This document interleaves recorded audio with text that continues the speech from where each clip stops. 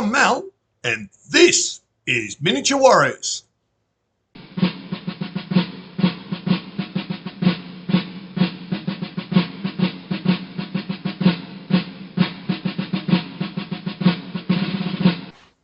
Welcome back to the channel and season's greetings for 2025. Today we push on with our Longstreet 2 War in the West campaign. It's the 6th of April, 1862, and I have 4 players aside for a Shiloh game. And it should be a cracker. Anyway, I hope you enjoy.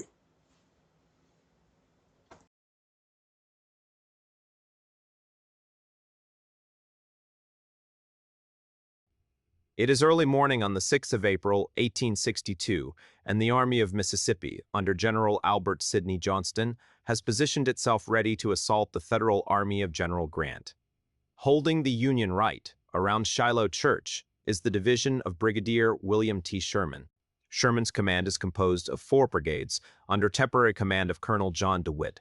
The approaching Confederates are under the command of Colonel Jonas Pembroke, who has taken command of the 4 flanking brigades of Hardee's Corps. Deployed to the south of the Shiloh Brain Stream and on the Corinth Road is the 8th Vermont. Its commander, Lieutenant Colonel Peabody, has sent a steady stream of warnings about rebels off to the south, all of which the Federal commanders have ignored. At the far eastern end of the Yankee line is the 4th Illinois Cavalry. Pembroke's Confederates, also of 4 brigades, have from the right Jefferson Polk Davis's brigade, Alamo Williams' Texans, Pembroke's own brigade, and holding their far left the brigade of Bogart E. Johnston. The main Federal position lies on top of the slight rise, to the north of the Shiloh Branch Stream, where the Yankee tent lines stretch east to west. Shiloh Church lies directly in the center, just to the east of the Corinth Road. As the early morning mist was starting to burn off, sporadic musket fire increased to the south of the Federal position, as the Yankee picket line was being driven in. Colonel Heathcliff, sensing that Peabody may have been right, orders the long roll on his drums and stands, his regiments too, as his blue-coated soldiers file into their ranks. Sunday morning breakfast being quickly forgotten, the non-commissioned officers call the roll, with his brigade mustered. Heathcliff ordered 2 of his 4 infantry regiments to the forward slope of the Union position and ordered them to hold at all costs. To Heathcliff's left, Colonel Howell had managed to organize a single regiment. To the right, Colonel Barker had got a battery into the line. The Federal defense was starting to harden. On the southern side of the Gentle Valley, the rebels were sweeping forward. Although there were plenty of Union troops in and around the Federal encampment, confusion was hampering the brigade commanders from getting their lads into line of battle. All the while, Peabody's 8th Vermont stood by themselves, on the Confederate side of the Shiloh branch, exchanging volleys with Alamo Williams' Texas Brigade. The Vermonters could only hold for so long, but every second that they held gave the main Federal battle line time to form. Off to the east of the Federal position, the 4th Illinois Cavalry were scrambling to mount and form ranks. On the rebel right, opposite Colonel Baker's brigade, Jefferson Polk Davis's Confederates were driving forward and threatening to drive a wedge between Sherman's division here at Shiloh Church and Prentiss's division further east. If successful, this rebel attack would see Sherman's division isolated and fighting alone. As the lead regiments of Jonas Pembroke's brigade splashed across the Shiloh Branch Stream, the clear April crisp morning air was cut through by firing that rippled along the front of Alamo Williams' brigade of Texans as they smashed into the unfortunate 8th Vermont, who were still camped out in front of the Federal position. Colonel Peabody, commanding the 8th, sent couriers to the rear, requesting support, but it quickly became clear that his position was doomed, as the woods either side of his position erupted to the sound of musketry and the occasional deep-throated boom of a battery belching death. Further west, Pembroke's Graybacks struck Colonel Heathcliff's forward 2 regiments. The firefight between the 2 battle lines only lasted momentarily, as the rebels didn't wait to reload. After firing off their first volley, they charged forward, striking the 12th Illinois Infantry in an irresistible onslaught that hurtled the Yankees backward. With the 12th Illinois destroyed, the 81st Ohio to their right started to give ground. The early momentum of the Rebs might yet pay dividends. To Pembroke's left, Beauregard E. Johnston's brigade was driving in the pickets of Colonel James Walter Barker's Federal brigade that marked the extreme end of the Union line. Barker had two of his batteries forward and going into action, as Johnston's rebels stalled momentarily at the small bridge across Shiloh Branch. Although there was still confusion in the Federal chain of command, they were managing to get units forward and into action. At the extreme eastern end of the field, the 4th Illinois Cavalry was maneuvering against Davis's Mississippi Cavalry Battalion, which was screening the rebel right. Behind the Mississippians, Polk's brigade slowly advanced, threatening the enemy battle line and pinning in place DeWitt's Yankee Brigade, stopping any reinforcement of the Federal center. At the other end of the line, Johnston's Confederates had pushed their way across the stream and were now hotly engaged with Barker's Yankees. Colonel Howell in the center had formed his batteries into a grand battery and was throwing shells in amongst the rebels of Alamo Williams' brigade as they finished off the 8th Vermont and reorganized to resume their advance.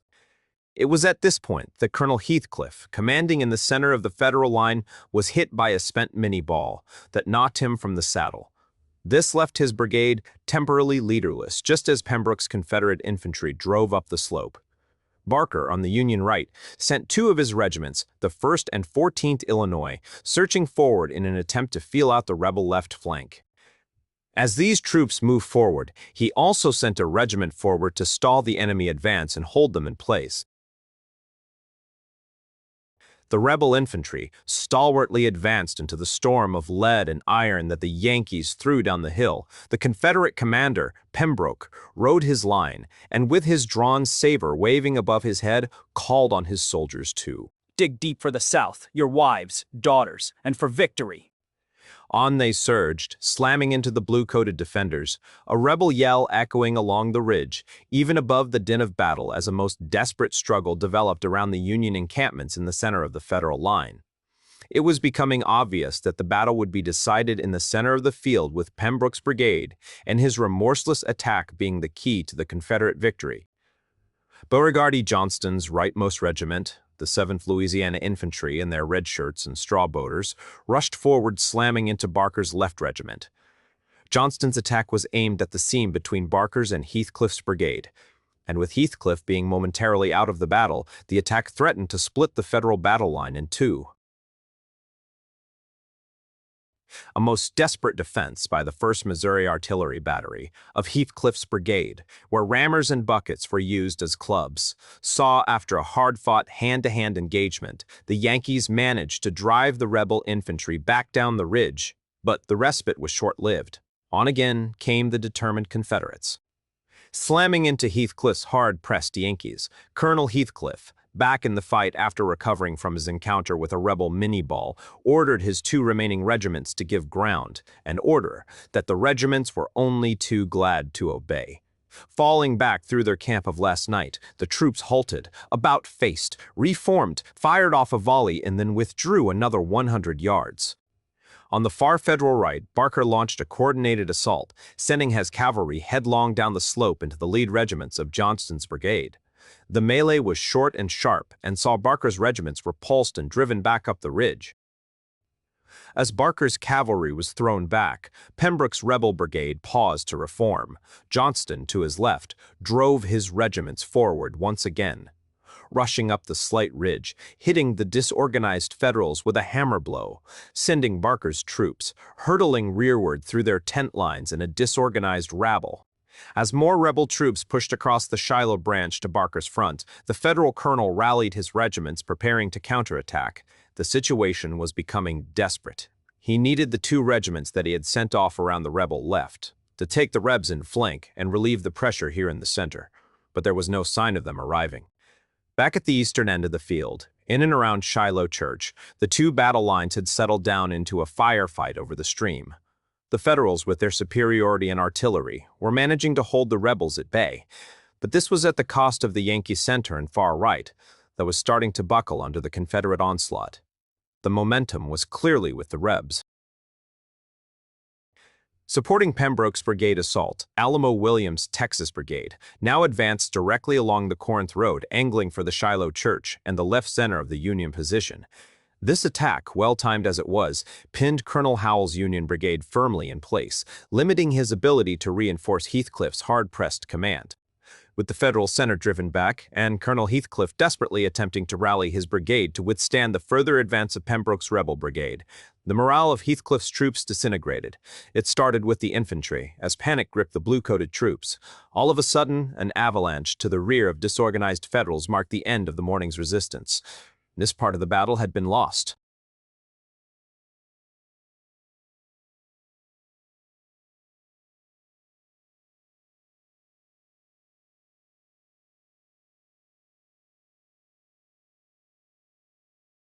Post-battle, both Jonas Pembroke and Alamo Williams were provisionally promoted to brevet brigadier. Overall, the rebel forces had taken light casualties, except Pembroke's brigade, which in its assault on the Federal center had been badly mauled. Alamo Williams's 3rd Arkansas was also badly hit. On the other side of the line, DeWitt and Howell were both promoted to brevet brigadier, and Barker, who had defended on the Union right, was confirmed in his colonelcy. The Federal casualties were heaviest amongst the regiments of Heathcliff, who had defended the center. Once again, the press treated their respective commanders with unchallenged favoritism, that saw epic points gained as indicated in the Western Gazette. In the end, rebel victory, Union defeat.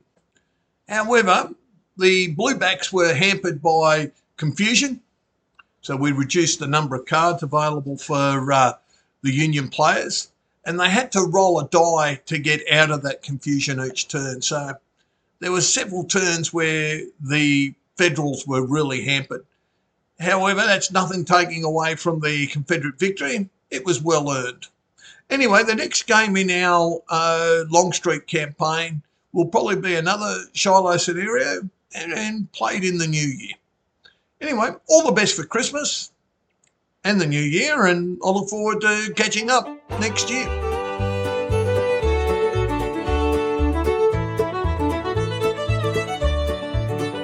Oh, the sun beats hot on the red clay road, and the boots kick dust in time. We're marching down the Georgia line with a rebel heart and rhyme. Hurrah, boys, hurrah, raise the flag and draw. We'll fight for Dixieland today. Hurrah, boys, hurrah.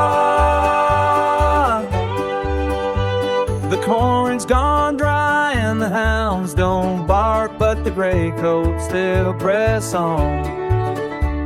From Lookout Hill to Savannah Shore, we'll fight till light is gone. Hurrah, boys, hurrah, raise the flag and draw. We'll fight for Dixieland today. Hurrah, boys, hurrah. The Yanks may boast of iron and steel.